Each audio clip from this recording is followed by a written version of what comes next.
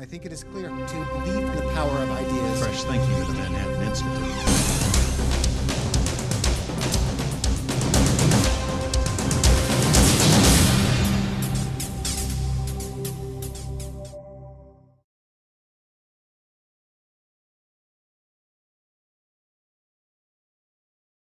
Good morning.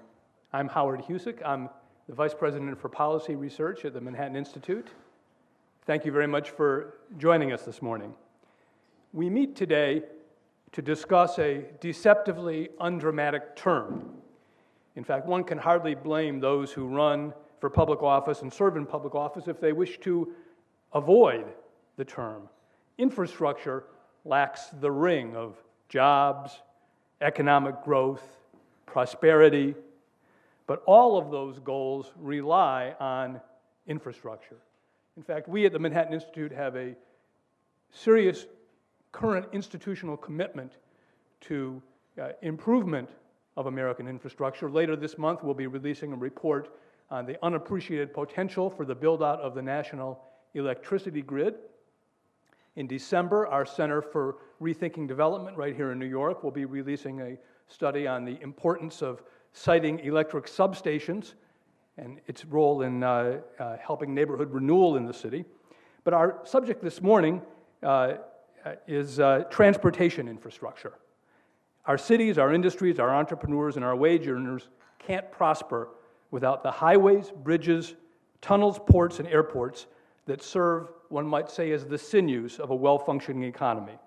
And more to the point, we can't prosper unless our public works infrastructure keeps up with the needs of a growing economy. By many measures, we are falling behind. Some of that is the stuff of headlines, whether the collapse of the Minneapolis-St. Paul Bridge in the summer of 2007, or, God knows, the levee failures in New Orleans in the wake of Hurricane Katrina. There are more subtle signs of decline in the way that the politics of the present may crowd out the investment needs of the future. The declining federal gas tax accounts, which is the lifeblood of highway maintenance, in sharp decline.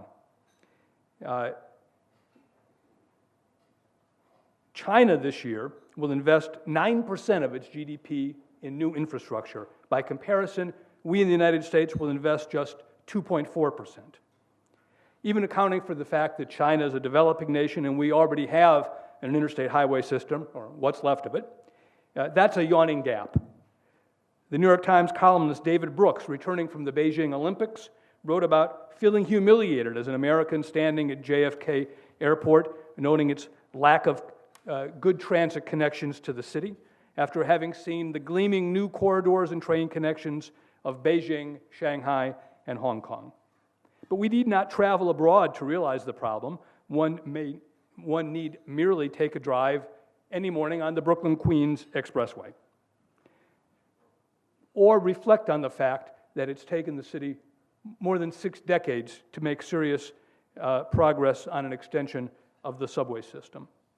Well, what steps must we take to close this infrastructure gap? That's the meat of our discussion here at today's conference. It's in this context that we gather to consider the questions of whether and how we should rightly look to private investors to help finance or manage new or existing public infrastructure in light of the budget problems that are afflicting governments nationwide and especially here in New York. Will private investors be a reliable long-term source of the capital we need, and on what terms? Does government have the capacity and the acumen to evaluate and implement these kind of deals? Is finance really even the most important barrier to infrastructure expansion, or are the barriers fundamentally political? These questions could not be more timely. In the past week, New York State's Department of Transportation announced that it may permit ownership of all or part of a new Tappan Zee Bridge by a private company, which would use tolls to pay for the bridge construction and operations. Governor Patterson's Transportation Secretary Astrid Glynn observed, public-private partnerships in various configurations have to be looked at. Indeed, the governor himself made clear his administration's commitment to the subject by convening this week, and in fact, he will sign an executive order today convening a state commission on the maximization of the value of public assets. And we're very pleased to have the executive director designate, Sam Barron, who will be on our second panel this morning. We'll hear from a range of scholars, journalists, practitioners, public officials, and those involved as investors and managers. And at lunch, we'll have the privilege of hearing from Federal Secretary of Transportation, Mary Peters, who, along with her interest, her unconsummated interest, one might say, in congestion pricing in New York City and airport landing slots as part of the effort to reduce congestion in New York's airspace, has also been considering very seriously the issues related to public-private partnerships in transportation financing. We begin with an overview of this subject. Where are we in terms of infrastructure development in the United States, and how did we get there? We're privileged to have with us one of the leading scholars of transportation infrastructure in the world, Professor Jose Antonio Gómez-Ibáñez from Harvard University. Tony is the Derek Bach Professor of Urban Planning and Public Policy at Harvard, where he holds a joint appointment at the Kennedy School of Government and the Graduate School of Design. Teaches courses on economics of infrastructure and transportation, and he chairs the executive education program, Infrastructure in a Market Economy, which draws practitioners from around the world. His books include Regulating Infrastructure, Monopoly Contracts and Discretion, and Going Private, the International Experience with Transport Privatization. He's helped a lot of governments around the world do exactly that as a consultant to the governments of Chile, Indonesia, Vietnam, and recently, Iraq. Ladies and gentlemen, please welcome Tony Gómez-Ibáñez.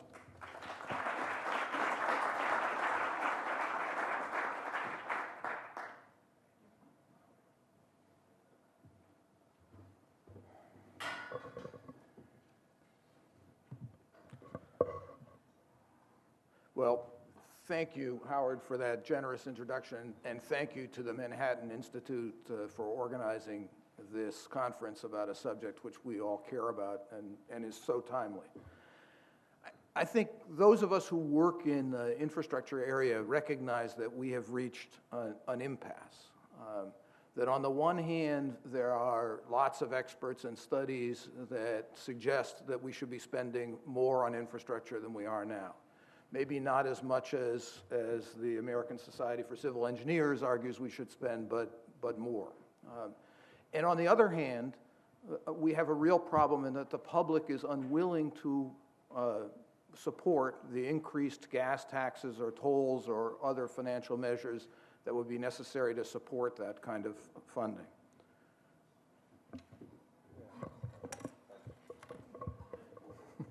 Sorry. Most of us who have worked on this think there are two reasons for this impasse. One of them is that we lack a really compelling vision about what this infrastructure is going to be used for. From the 50s through the 70s, we had as that vision the construction of the Federal Interstate and Defense Highway System Act. And since then, we've been struggling to define a federal role in particular and an infrastructure need of that kind of magnitude that would compel that kind of effort. But I think the second problem is that our infrastructure programs have lost a lot of their political legitimacy, in part because both the transit and the highway programs are so heavily earmarked. People may remember the bridge in Minnesota that collapsed as emblematic of our need to construct more highways and bridges, or to maintain the ones that we have. But they also remember, and perhaps even more, the bridge to nowhere in Alaska. And I think there's a strong feeling among the public that if we get more money for infrastructure, that it won't be used wisely. In that context, there have been a lot of efforts at reform. This commission that New York State is going to have is only the latest of several state and national commissions to look at infrastructure, and much wringing of hands. And one of the most interesting efforts at reform is something you're going to hear about at lunchtime, Secretary Peters' 3Rs program, which is really aimed straight at the problems of lack of vision and lack of legitimacy or lack of trust One of her R's, for example, is refocus, where she proposes to get rid of the hodgepodge of almost 100 highway programs that have developed within the federal highway system and replace them with a couple with more compelling national interests. But the issue I really want to talk about today is the role of public-private partnerships in potentially helping us with this infrastructure backlog that we have. And Secretary Peters and others are very hopeful that PPPs will be part of the solution, will really help. I think there are several promises that they hope, or hopes that they, stumbling over my words, several things they hope it will achieve.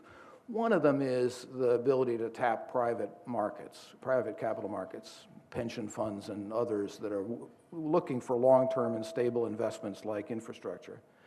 But the second and more important is the hope that private participation will improve the quality and efficiency of the projects that we have and thus shore up the political legitimacy. And I think these efforts have been encouraged by a number of projects that you're going to hear about this morning from people who have been involved directly in them. We often distinguish in this road business between two types of projects, greenfield and brownfield, where greenfield projects are where you start from scratch, and a brownfield is take an existing road and improve and maintain it. And the greenfield are widely recognized as having more upside potential, but also more risky because they involve traffic risk and permitting risk. I want to make another distinction. I've been struggling for the words to use to explain it, but revenue isolated versus revenue exporting projects. There have been a number of projects where the toll road revenues have been raised to the levels that they will generate substantial surpluses over the needs of the road on which the tolls are being collected. And the idea is to export those revenues to other facilities, to use the revenues generated on other facilities. And there's been a lot of interest in this, starting with, you'll hear about several of the most important projects, the Chicago Skyway, an 8-mile expressway, elevated expressway in Chicago that was leased for 99 years for $1.8 billion. The Indiana Toll Road that was leased in 2006 for 75 years for $3.5 billion. And a deal that just fell apart 2 days ago, the Pennsylvania Turnpike, which had an offer to be leased for $12.8 billion for 75 years. And one of the things I'm going to argue is I think these revenue exporting projects are a little more controversial and problematic than what I might call revenue isolated projects. But my own view is that PPPs have a lot of potential. I'm cautiously optimistic about them. I'm neither as supportive of them as the proponents are, nor as skeptical as the critics. But let me start by saying, with the bad news, that one of the real problems with PPPs that is very important for us to recognize is that there are enormous transaction costs with executing a PPP, with arranging for a private toll road. These transaction costs are partly within the private consortium that's brought together to build, maintain, and operate the toll road. But as you can imagine, the scope of that consortium is much more complicated and difficult than the scope of the consortium that gets together to bid on a conventional public heavy maintenance project or construction project. You have to have investors and operators as well as construction companies, and it costs tens of millions of dollars for these consortia to participate in the bids. But even more important from my perspective are the transaction costs associated with government oversight of the project. Government oversight is unavoidable. I mean, if you think about a toll road competing against free road, it's got to have some degree of market power in order to charge a toll at all. And therefore, the government's going to be involved in trying to protect users from potential monopoly abuse. But I think in addition, any major facility has impacts on the rest of the transportation network. How it's managed and priced can cause congestion or relieve congestion on other parts of the network. and is important in the development, the economic development of the corridor. So the government's going to be involved in overseeing this. Now, the usual method of doing this for highway PPPs is what's called the concession contract. And at first glance, it looks like a marvelous invention. The idea is that the government drafts a contract that specifies the road that's to be built or maintained and the condition that it should be operated in some cases, the tolls. And this is put out to competitive bidding, and awarded either to the person who promises the lowest tolls, or if the formula for tolls is specified in the contract, to the person who asks for the least payment or promises the greatest payment to the government. In practice, so it sounds simple, fair, transparent, and easy.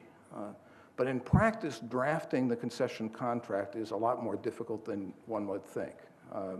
That what's important is to align in that contract both the government and the concessionaires' incentives over such complicated issues as tolling and capacity and condition. And that's made much more difficult by the fact that these are long-lived concessions, at least 20 years, in order to amortize the construction costs. And so you have to foresee what might happen and write appropriate contingencies for those eventualities into the contract, which is extremely difficult to do well. There are various strategies to try and overcome this, for example, by having circuit breaker clauses in the contracts that provide for payouts or arbitration or the like. But those are hard to write well as well.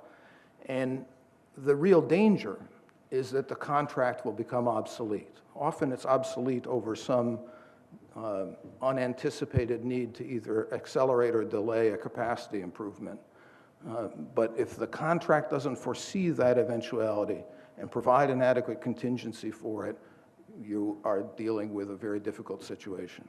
What we call incomplete or obsolete contracts put you in a situation where you either live with an inadequate facility, say a facility with too much or too little capacity, unneeded or insufficient capacity, or you renegotiate the contract without the protections of competitive bidding that you had in the original procurement.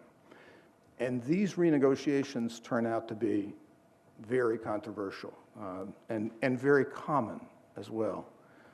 And you can just imagine if these deals, such as the Chicago Skyway and the Indiana Toll Road, 75 and 99 years, are almost guaranteed at some point to require renegotiation.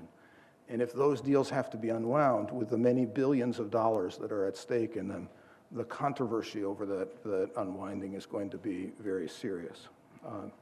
So if there are these high transaction costs and associated political risks with doing it as a PPP as opposed to a conventional public procurement, there has to be some offsetting advantage. And I think the offsetting advantage that most people or many people often cite, the ability to tap private capital markets, is actually the wrong one. There's several reasons why I think this is the case. The first of them is that borrowing from private markets, you don't require a concessionaire or a PPP to borrow from private capital markets. You can obviously do it directly. The state can issue general obligation bonds or revenue backed by the full faith and credit of the state, or they can issue revenue bonds backed by the revenues of the facility. Moreover, the interest rate on these bonds is often lower than the weighted average cost of capital of the concessionaires in the PPP. In the Indiana and Chicago deals, the rumors in the industry were that the concessionaires, Sintra and Macquarie's weighted average cost of capital was around 8%.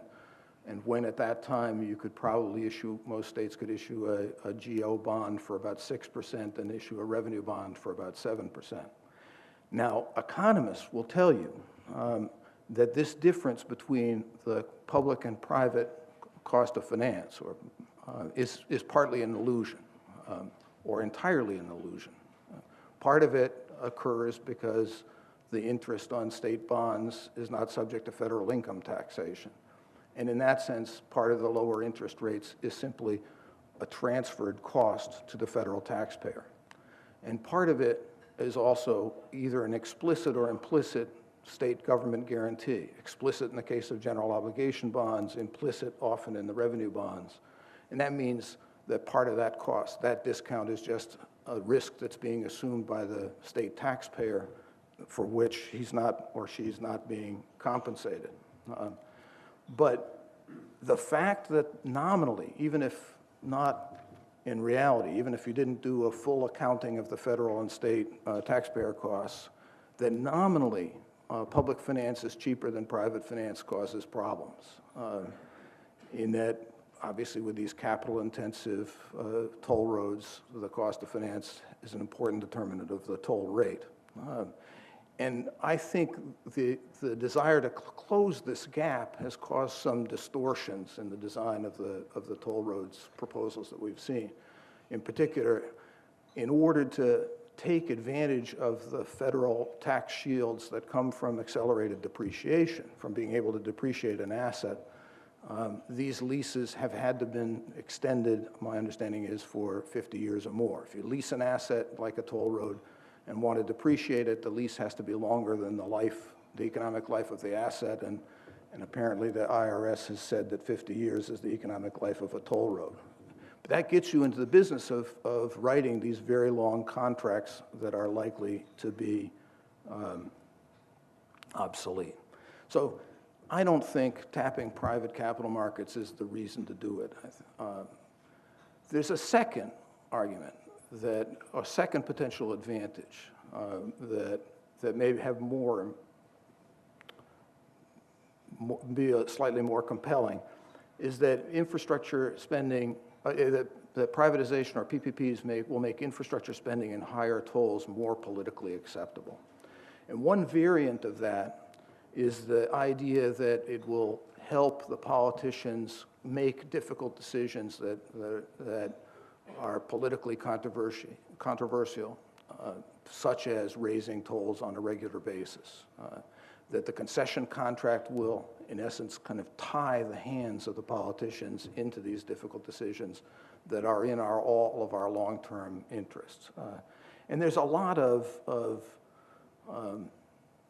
truth to that. I mean, if you look at some of the Pennsylvania Turnpike, I'm not quite sure of these numbers, but I think in its 60-year history, they raised tolls only 4 or 5 times, which just shows you the political difficulty of doing that. And if a toll formula was in a concession contract, the toll increases would be more regular and more likely to be able to support the construction and the maintenance of the road. I find this argument moderately convincing, but only moderately. 2 comments. One is that you don't need a PPP to tie the politicians' hands, right? The bond covenants can require regular toll increases too, public bond covenants as well can require regular increases. The second is, I think it's a little bit of an illusion that you can tie the politicians' hands too tightly. That if toll rates get too high, if congestion on parallel facilities gets too big, if the capacity is inadequate or the deal is otherwise seen as being unfair, politicians will find some way to break the contract or to renegotiate the contract. The contract can only bind for so long if there's a real problem. So what's the real advantage? What justifies these higher transaction costs for PPPs?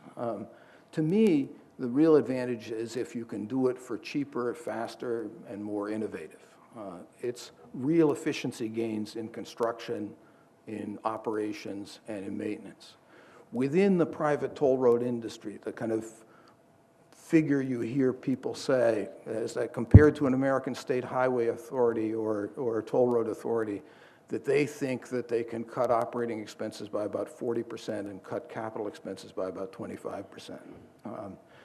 There's little independent verification of these kinds of figures. There have been a couple of studies in the UK and in Australia comparing PPP projects with conventional procurement projects that finds that they are And both of those studies find that the PPP projects come in on budget and on time more often than the conventionally procured projects. There are methodological problems with both of those studies, and coming in on time, on budget, is only part of the story. I think it understates the real advantage.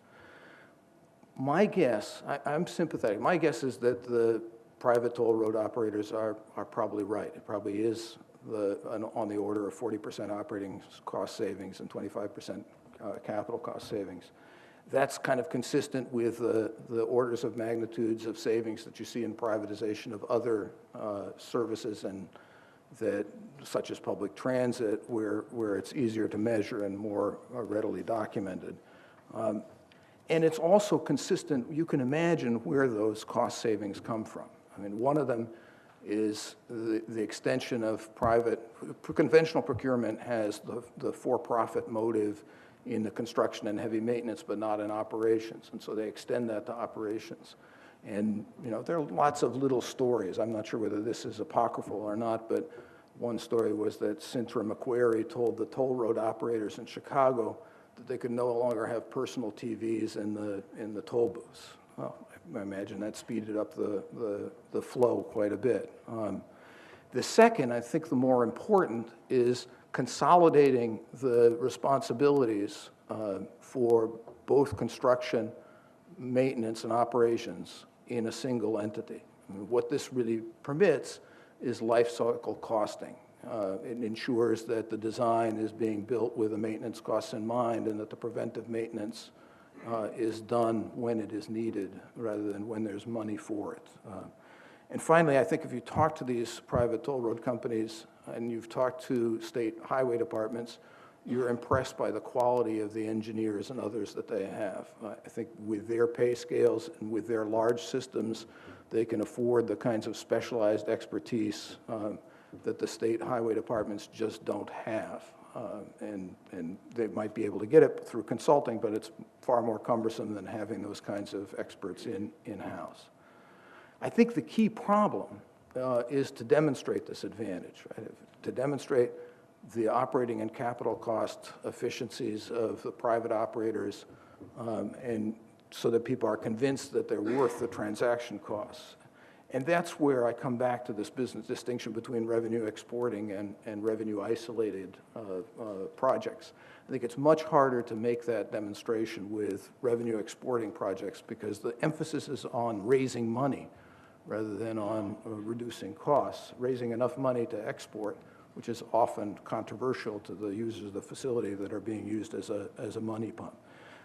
It's much easier with these revenue isolated facilities where if you could imagine going to the users of this road and say, for a slightly higher toll, or even for the same toll that you get now, we will improve this highway.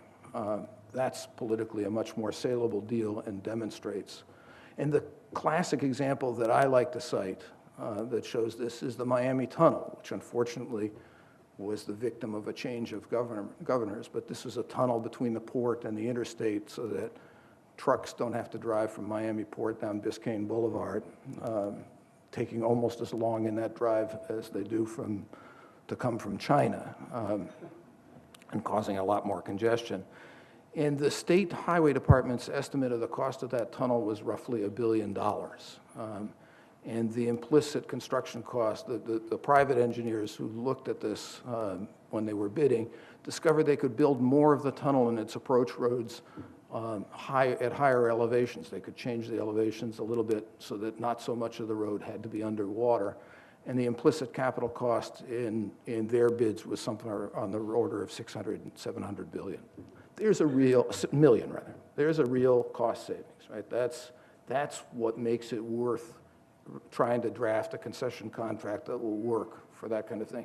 And if we could cut 25% off the capital expenditure bill of the trillions of dollars in infrastructure investment that we need to make, that would be terrific. So I think PPPs have real potential to break the impasse, partly by increasing legitimacy and simply by reducing the cost. But it's important to recognize that there's enormous transaction costs to these PPPs, and they're hard to reduce. These are not Each project is a little bit idiosyncratic. It's hard to have a cookie cutter contract available. And that if tapping private capital markets is the primary objective, I don't think this is the vehicle. There are a lot less cumbersome ways of doing it, but it's hard to imagine evoking these kinds of efficiency gains without PPPs, and that should be the rationale for them. We should be looking for projects where we can evoke those kinds of efficiency gains and looking to construct the design of those concessions so that those efficiency gains are apparent to the public and they will support them. Thank you very much.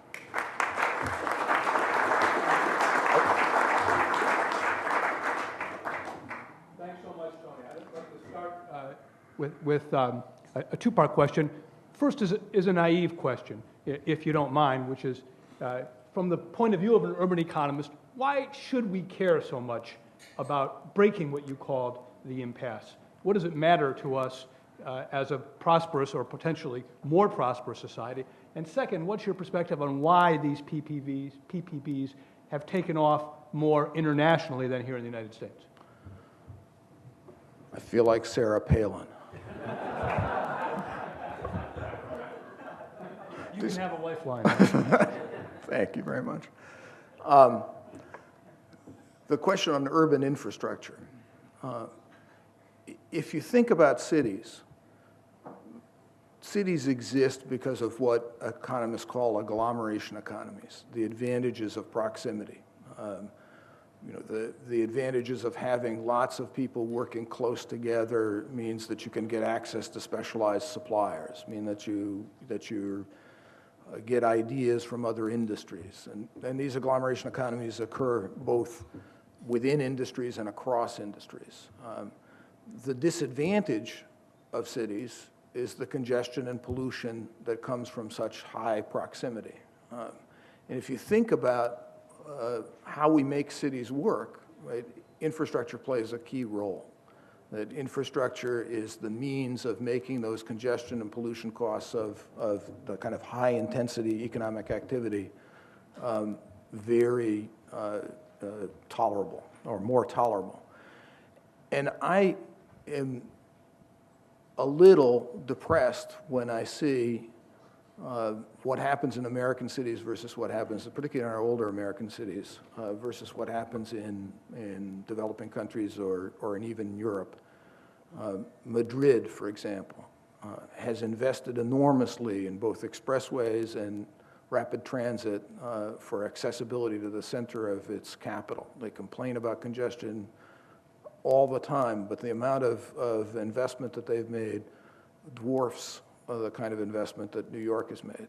New York, here's a place that really thrives on agglomeration economies, that wouldn't exist without this extremely dense financial services industry here. And we haven't invested in accessibility to the center for decades.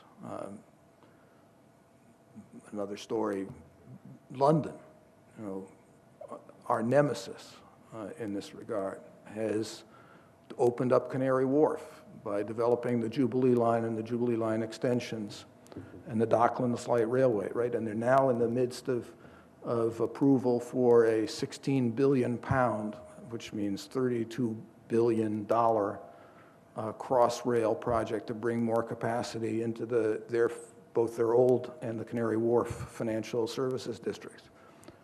We're not even thinking too much about that. I mean, we're not thinking enough about that kind of thing. So to remain competitive, I think you have to, particularly cities like this that rely on these intense agglomerations, you have to be willing to keep on investing in access to the center. What was the second question? Why internationally it's taking off PPPs? I think in developing countries, it's because they're broke. Right? Poverty makes you more innovative sometimes, and in developing countries, in developing countries in particular, PPPs really started in the late '80s, and in transport, and among the pioneers were Mexico and Argentina and so on. And what I said about capital being, or public finance being cheaper and less cumbersome than private finance was just not true for them. I mean, they had defaulted on their debt in the case of Mexico in the 1980s, and were about to default in the case of Argentina by the late 80s. So if they were going to build things that they thought they needed, they couldn't issue public debt and had to go to the private market. So. Okay, we've got about 10 minutes for questions for Professor Gómez-Ibáñez, and please wait for my colleague to bring the microphone over to you. And let me start with J.P. Donovan from Chief Executive Magazine, who's right here at the front table. Good morning. Serendipitously, we met with the CEO of YRC Transportation, which is a $10 billion trucking firm, yellow roadway, that sort of thing. And to my surprise, they were very much against this privatization of highways, I presume because it raises their own costs. I would have thought they would have been for it. So why is the trucking industry, or at least that part of it, a big player in it, not for this sort of scheme? My guess is if they thought that the tolls were going to be used on roads that the trucks were going to use, that they would be happy with that. But their real fear is that truck tolls are going to be used to cross-subsidize other transportation problems, right? And they have reason to fear that. I mean, there are many wonderful things about the Chicago, Indiana, and Pennsylvania deals, but essentially they were going to use tolls off one facility to solve transportation problems elsewhere in the state, and not surprising that truckers might be opposed to that. Great. Other questions? Gene Harper. In addressing the question of why privatizations have taken off overseas but not here, I have two questions. First of all, a privatization needs a revenue-generating facility so that the private firm can make money. And the huge portion of our infrastructure is not that. In other words, when you're talking about privatizations, I assume you're talking about projects that have natural monopoly characteristics and relatively inelastic demand that can be charged for. You can charge users, or the firm doesn't have a way of getting revenues. Secondly, as compared to overseas, the bridge authority in the United States can always raise capital cheaper than the bridge company and operate the bridge, design, build, finance, operate. And even though the bridge company may be able to do it more efficiently, the difference in capital costs probably doesn't overcome it and probably would leave the region with higher tolls. If you didn't have a tax-exempt market, then you'd be like Europe. The bridge authority and the bridge company would essentially be the same when it came to capital raising, the capital raising function. So I guess my question is, doesn't the tax-exempt bond market in effect impede the development of privatizations? And secondly, isn't the PPP question limited to that slice of infrastructure that's capable of generating cash revenues to the owner-operator? The answer to your first question is not necessarily.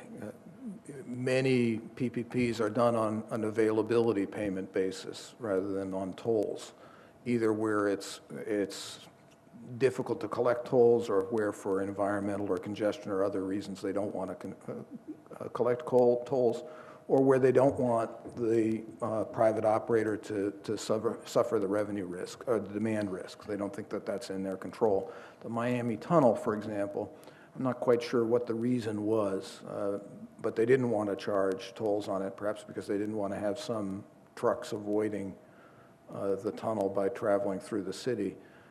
And so it was done on an availability payment basis. Hang on, Gene. I'm going to get somebody else in. Well, hold on. I want to answer his other question about public and private capital. You know, I think the tax advantage of private capital is probably worth 100, 150 basis points. I'm sure there are people in this room that know this much, much better than I. And my guess is that if you get 25% expenditure savings on CapEx and 40% on operating expenditure, that you're going to be cheaper even with that disadvantage. And I think it's hard to explain to the public, they don't want to hear or understand that, but if you did factor in the cost of the federal taxpayer of those tax shields, the cost of public and private, that would be similar. But in any event, if they can achieve what they think they can achieve and what the Miami Tunnel suggests that they can achieve, then I think that would be enough to offset the interest rate differential. I see Alex Marshall from Regional Plan Association and Governing Magazine in the back. One externality, I guess, I worry about with the public-private partnerships is that we could be creating sort of future lobbyists and political contributors and political players. And so the example that comes to mind, and all this is just hypothetical, is that, I mean, if a consortium buys the Chicago Skyway and then over the next decade starts making money from it, that private company can in turn start contributing to political campaigns, start hiring lobbyists, start becoming a player. So when that contract comes up to be revised, as you talked about, it's not a clean game anymore in a sense that they will be influencing how that deal is done, and is that something that's thought about, or am I on to anything there? I think you might worry about that.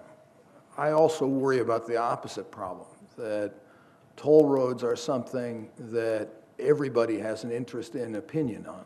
And so the concessionaire who may want to keep on raising tolls as the concession contract allows him or her to do may face very strong popular opposition. And my guess is that the thousands of angry motorists might be a pretty hefty antidote to one well-heeled toll road lobbyist. I worry more for the concessionaire in those circumstances than maybe you do. A couple more. Let's make them quick so we can get the benefit of Tony's advice. On the far left over there, please wait for the microphone. My far left. If you don't mind identifying yourself, that'd be great. My name's Peter Farrow. I'm actually a student at the Wagner School. And I have a question getting back to a different externality, and you're talking about privatizing or potentially transit projects. And I guess how does that work when you have right now massive public subsidies for transit, presumably in part to pay for those externalities, those external benefits to the public of a well-run transit system? How does the private company deal with that and be able to kind of capture enough revenue to make it work? Well, this is like this gentleman's question earlier about the unprofitable roads or roads where you can't charge. I think then it has to come out of other sources, right? If you're not going to charge tolls, if it's going to be done on an availability payment, or if you're going to allow the tolls to be charged but they be much lower than cost, there has to be some other source of funding, gas tax or income tax or property tax or whatever, to close the gap. The obvious thing to point out is that that's already true with public transit, and if you thought they could do it for cheaper, then you could get more from a given amount of tax or reduce the tax burden of doing it. I think in the case of these particularly rail transit projects, concession contracts are even slightly harder to draft than tolls. They're the capital-intensive network effects and other problems, operating standards are easier to specify in roads than they are in something like the Crossrail project in Britain. And that's why this Crossrail project is not being done as a PPP, even though the Brits do a lot of things as PPPs. But in terms of service contracts and operating buses or the like, there's absolutely no reason why you couldn't do it as a PPP. Last question, somebody over on this side. Yes, gentleman in the back. Frank McArdle. Question for you on the cheaper, faster, and more innovative issue that you addressed. We have in electrical distribution and generation mixed ownership models. Is there any evidence from that community that private ownership changes the cheaper, faster, more innovative dimension than having it in public ownership? It's been a long time since I've looked at that literature. And what I remember was several large studies by Bording and Weinman in different utility industries, three kinds of arrangements, strictly private, strictly public, and then what are called mixed capital enterprises. And the evidence that I remember is that the private was cheaper and the mixed capital was somewhere in between. So I think the answer is yes, but I'm not up to date on the research in that area. On that careful academic note, let's thank Professor Gómez-Ibáñez. Thank you.